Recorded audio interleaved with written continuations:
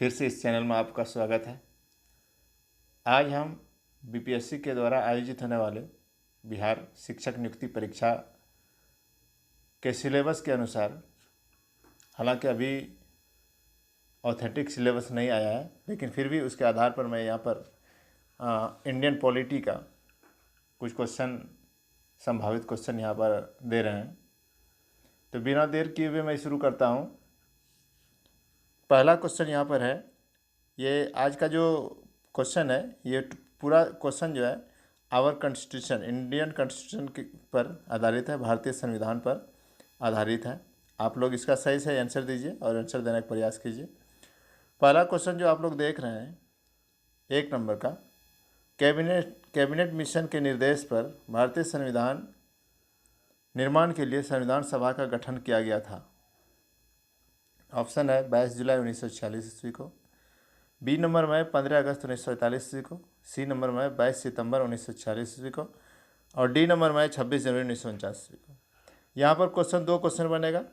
पहला जो आप देख रहे हैं कि भारतीय संविधान निर्माण के लिए संविधान सभा का गठन कब किया गया था, इसका सही आंसर हो जाएगा ऑप्शन नंबर ए, 22 जुलाई 1946 ईस्वी को संविधान सभा का गठन किया गया था। ये इसलिए किया गया था कि जब देश आज़ाद हुआ था तो यहाँ के लोगों को एक नियम का, एक कानून का आवश्यकता पड़ा, ताकि देश को ठीक ढंग से सुचारू ढंग से इसको चला सकें। इसलिए संविधान की आवश्यकता पड़ा। इसके लिए कैबिनेट मिशन के निर्देश पर यह संविधान सभा का गठन किया गया था। ये गठन कब हुआ था? 22 जुलाई 1946 ईस्वी को। और दूसरा क्वेश्चन इससे ये बन सकता है कि संविधान सभा का गठन किसके निर्देश पर हुआ था? तो इसका आंसर हो जाएगा कैबिनेट मिशन। यहाँ पर इस क्वेश्चन में 2 क्वेश्चन बन रहा है। तो आप लोग जो भी क्वेश्चन आप देख रहे हैं, इसको आप ध्यान से देखिएगा। तो इसका सही आंसर हो जाएगा ऑप्शन नंबर ए, 22 जुलाई 1946 ईस्वी को संविधान सभा का गठन किया गया था, ताकि देश के लिए एक अच्छी कानून हो और सुचारू ढंग से देश निरंतर आगे बढ़ने का प्रयासरत रहे। अगला क्वेश्चन आप लोग देख रहे हैं, 2 नंबर, संविधान सभा की पहली बैठक कब हुई थी?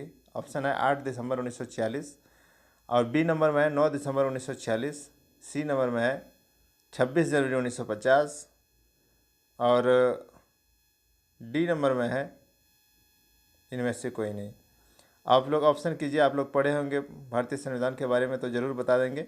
इसका सही आंसर हो जाएगा ऑप्शन नंबर बी, 9 दिसंबर 1946 ईस्वी को संविधान सभा की पहली बैठक हुई थी।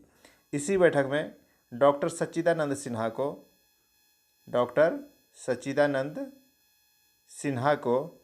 संविधान सभा का अस्थायी अध्यक्ष बनाया गया था। तो संविधान सभा का अस्थायी अध्यक्ष कौन थे? डॉक्टर सच्चिदानंद सिन्हा। संविधान सभा की पहली बैठक कब हुई थी? 9 दिसंबर 1946 ईस्वी को। आइए आगे बढ़ते हैं हम लोग। क्वेश्चन नंबर 3, संविधान सभा के अस्थायी अध्यक्ष कौन थे? हम बात कर रहे थे क्या, 9 दिसंबर 1946 ईस्वी के अस्थायी अध्यक्ष डॉक्टर सच्चिदानंद सिन्हा थे।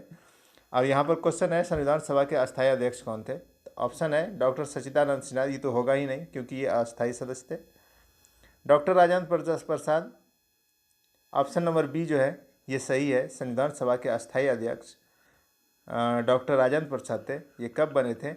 ये बने थे 11 दिसंबर 1946 ईस्वी को। मतलब पहली बैठक जो हुई संविधान सभा का, उसके 2 दिन बाद डॉक्टर राजेंद्र प्रसाद को संविधान सभा का अस्थायी अध्यक्ष बनाया गया।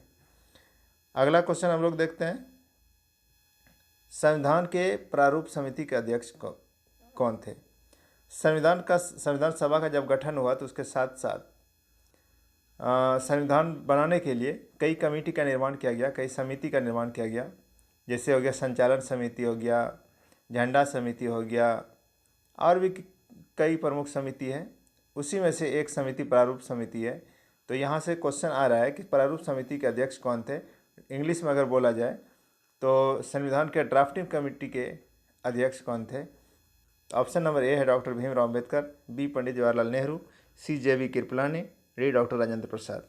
इसका सही आंसर हो जाएगा option number A, doctor Bhimrao Ambedkar संविधान के प्रारूप समिति के अध्यक्ष थे। और संचालन समिति के अध्यक्ष डॉक्टर राजेंद्र प्रसाद थे। डॉक्टर राजेंद्र प्रसाद जो थे इस संचालन समिति के अध्यक्ष थे।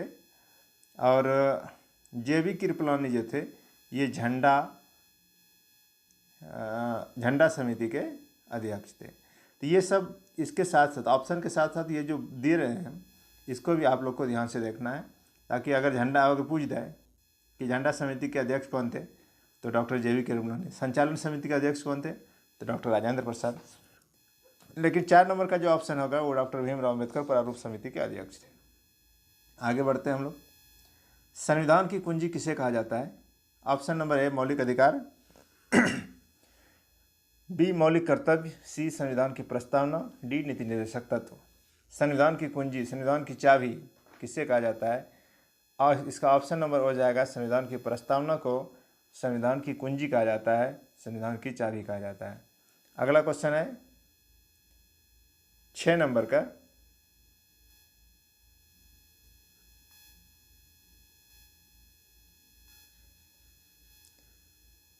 क्वेश्चन 6 नंबर का क्वेश्चन जैसा कि आप लोग देख रहे हैं, संविधान को बनाने में कुल कितना समय लगा था? ये तो बहुत इजी क्वेश्चन है और बहुत इंपॉर्टेंट क्वेश्चन है। ये अक्सर प्रश्न पूछे जाते हैं किसी भी कंपटीशन एग्जाम में। ऑप्शन नंबर ए है 1 वर्ष से 11 महीना 18 दिन, बी है 2 वर्ष से 11 महीना, सी 3 वर्ष से 11 महीना 18 दिन और डी नंबर में 2 वर्ष से 11 महीना 18 दिन। इसका सही आंसर हो जाएगा ऑप्शन नंबर डी, 2 वर्ष 11 महीना और 18 दिन संविधान को बनाने में कुल समय लगा था। अगला क्वेश्चन 7 नंबर का है, भारतीय संविधान को अंगीकार या अंगीकृत किया गया कब किया गया? इसका आप लोग देख लीजिए। 26 जनवरी 1949 ईस्वी को, 26 जनवरी 1950 ईस्वी को, 26 नवंबर 1949 ईस्वी को, 26 दिसंबर 1949 ईस्वी को। जब हम लोग संविधान की प्रस्तावना को पढ़ते हैं, कहाँ से शुरू करते हैं? हम भारत के लोग, भारत के को संपूर्ण प्रभुत्व संपन्न लोकतंत्रात्मक, इस तरह से पूरा संविधान का प्रस्तावना है। लास्ट में हम लोग पढ़ते हैं कि आज तारीख 26 नवंबर 1949 ईस्वी को इस संविधान को अंगीकृत, अधिनियमित और आत्मार्पित करते हैं। मतलब 26 नवंबर 1949 ईस्वी को इस संविधान को अंगीकृत किया गया और स्वीकार किया गया। तो इसका कई रहता है कि अंगीकार कब किया गया, तो वही हुआ। कभी कभी रहता है कि अंगीकृत कब किया गया। तो 26 नवंबर 1949 ईस्वी को हमारा संविधान बनकर जब तैयार हुआ था तो उसी दिन संविधान को अंगीकार किया गया था, स्वीकृत किया गया था। तो इसका ऑप्शन नंबर सी हो जाएगा 26 नवंबर 1949 ईस्वी। अगला क्वेश्चन, हमारा देश भारत गणतंत्र कब हुआ था? हम लोग जानते हैं कि हम लोग स्वतंत्र कब हुए? 15 अगस्त 1947 ईस्वी में। और गणतंत्र कब हुए? 26 ऑप्शन है 26 जनवरी 1950 ईस्वी को, बी है 26 नवंबर 1949 ईस्वी को, सी है 26 जनवरी 1949 ईस्वी को और डी है इनमें से कोई नहीं। गणतंत्र का मतलब हुआ कि हमारा देश में जो संविधान बनकर तैयार हुआ कब? 26 नवंबर 1949 ईस्वी को। लेकिन वो लागू कब हुआ? लागू हुआ 26 जनवरी 1950 ईस्वी को। इसलिए ऑप्शन नंबर ए इसका सही हो जाएगा। मतलब जिस दिन संविधान लागू हुआ उसी दिन से हमारा देश क्या हो गया? गणतंत्र हो गया। ये क्वेश्चन बार बार पूछा गया है। अगला क्वेश्चन 9 नंबर का है, संविधान सभा की अंतिम बैठक कब हुई थी? संविधान सभा की अंतिम बैठक, ऑप्शन है ए नंबर 31 दिसंबर 1947 ईस्वी को, बी 24 जनवरी 1950 ईस्वी को और सी 26 नवंबर 1949 ईस्वी को। तो इसका सही आंसर हो जाएगा ऑप्शन नंबर बी, 24 जनवरी 1950 ईस्वी को संविधान सभा का अंतिम बैठक हुआ था और इसी बैठक में डॉक्टर राजेंद्र प्रसाद को भारत के प्रथम राष्ट्रपति के रूप में माने गए थे, स्वीकार किए गए थे। डॉक्टर राजेंद्र प्रसाद भारत के प्रथम राष्ट्रपति। किस बैठक में? संविधान की अंतिम बैठक में 26 जनवरी 1950 ईस्वी को। अगला क्वेश्चन है, संविधान का आईना जिसको दर्पण कहते हैं, संविधान का आईना, संविधान का आत्मा, संविधान का सारांश किसे कहा जाता है? आप लोग आंसर कीजिए। जो पढ़े हैं पॉलिटिकल साइंस वो तो ज़रूर जानते होंगे, वो कमेंट करके बताइए इसका आंसर। इसका ऑप्शन नंबर ए है संविधान सभा को, बी प्रारूप समिति को, सी संविधान की प्रस्तावना को, डी इनमें से कोई नहीं। इसका सही आंसर हो जाएगा ऑप्शन नंबर सी, संविधान की प्रस्तावना को क्या क्या कहा जाता है? संविधान का आईना भी कहा जाता है, संविधान का आत्मा भी कहा जाता है और संविधान का सारांश भी कहा जाता है। तो ये क्वेश्चन बिल्कुल नहीं भूलिएगा। इसमें 3-4 क्वेश्चन, एक ही क्वेश्चन में 3-4 क्वेश्चन बन रहा है। अगला क्वेश्चन है, संविधान का जनक या पिता किसे कहा जाता है? Option number A doctor Bhimrao Ambedkar, B doctor Rajendra Prasad, C Pandit Jawaharlal Nehru, D doctor Sachchidanand Sinha. इसका सही आंसर हो जाएगा डॉक्टर भीमराव अम्बेडकर, जो कि प्रारूप समिति के अध्यक्ष थे। उन्हीं को संविधान का जनक या संविधान का पिता कहा जाता है। डॉक्टर राजेंद्र प्रसाद संविधान सभा के अस्थायी अध्यक्ष थे, इसको भी नहीं भूलना है। डॉक्टर सच्चिदानंद सिन्हा ये संविधान सभा के अस्थायी अध्यक्ष थे, इन्हें भी नहीं भूलना है। और पंडित जवाहरलाल नेहरू कई समिति जो बनाए गए थे उसके भी उनमें वे अध्यक्ष थे। तो अगला क्वेश्चन है 12 नंबर का, भारत का राष्ट्रीय गीत तथा राष्ट्रीय गान कब अपनाया गया? 26 जनवरी 1949 ईस्वी को, 26 नवंबर 1949 ईस्वी को, 24 जनवरी 1950 ईस्वी को, डी नंबर इनमें से कोई नहीं। इसका सही आंसर हो जाएगा ऑप्शन नंबर सी, 24 जनवरी 1950 ईस्वी को। 24 जनवरी 1950 ईस्वी को क्या किया गया था? राष्ट्रीय गीत और राष्ट्रीय गान दोनों को अपनाया गया था।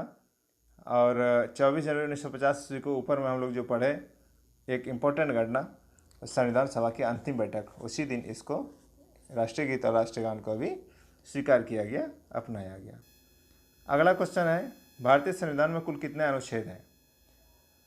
Option A 395, B 298, C 495, D 295। इसका सही आंसर हो जाएगा ऑप्शन नंबर ए, भारतीय संविधान में 395 अनुच्छेद है। जब संविधान बनकर तैयार हुआ था, जब लागू हुआ था 26 जनवरी 1950 ईस्वी को, उस टाइम में भी भारत में 395 अनुच्छेद, भारतीय संविधान में 395 अनुच्छेद, 22 भाग और 8 अनुसूचियाँ थी। लेकिन NCERT के अनुसार वर्तमान में ये संख्या कितना है? अभी वर्तमान में 395 अनुच्छेद है, 22 भाग है और 12 अनुसूचियाँ हो गया, मतलब 4 अनुसूची जो है बाद में उसको जोड़ा गया है। अगला क्वेश्चन है, जन गण मन है राष्ट्रीय गीत, राष्ट्रगान, देशभक्ति गीत, इनमें से कोई नहीं। इसका सही आंसर आप लोग कमेंट करके बताइए। इसका सही आंसर हो जाएगा ऑप्शन नंबर बी, राष्ट्रगान। अच्छा, आप लोग ये बताइए राष्ट्रीय गीत कौन सा है, इसको कमेंट करके बताइए। राष्ट्रीय गीत जो है वंदे मातरम है और राष्ट्रगान जो है जन गण मन है। राष्ट्रगान के गायन का समय कितना सेकंड है? 52 सेकंड है। 52 सेकंड में राष्ट्रगान को गाना चाहिए। अगला क्वेश्चन है, लघु भारत किसे कहा जाता है? प्रस्तावना को, संविधान सभा को, भारतीय संविधान को, इनमें से कोई नहीं। प्रस्तावना को तो बिल्कुल नहीं कहा जाता है, क्योंकि प्रस्तावना को क्या कहा गया है? संविधान की कुंजी कहा गया है। संविधान सभा को लघु भारत कहा गया है, क्योंकि इस सभा में कुल सदस्यों की संख्या 389 थी प्रारंभ में, और 389 सदस्य जो आते थे ये पूरे देश के विभिन्न राज्यों से आते थे और विभिन्न जाति से आते थे, विभिन्न धर्म से आते थे। इस तरह से संविधान सभा को भारत का लघु रूप या लघु भारत कहा जाता है। तो आज का क्वेश्चन यहीं पर समाप्त होता है। मैं आशा करता हूँ कि आप लोग को ये वीडियो अच्छा लगा होगा, और ये वीडियो जो है आने वाले एग्ज़ाम के लिए, BPSC जो एग्ज़ाम ले रही है उसके लिए बहुत ही लाभप्रद है। आप लोग वीडियो को समझने के लिए बार बार देख सकते हैं, और आप लोगों से रिक्वेस्ट है कि मेरे चैनल को लाइक कीजिए, शेयर कीजिए, सब्सक्राइब कीजिए। इससे मेरा हौसला बढ़ता है और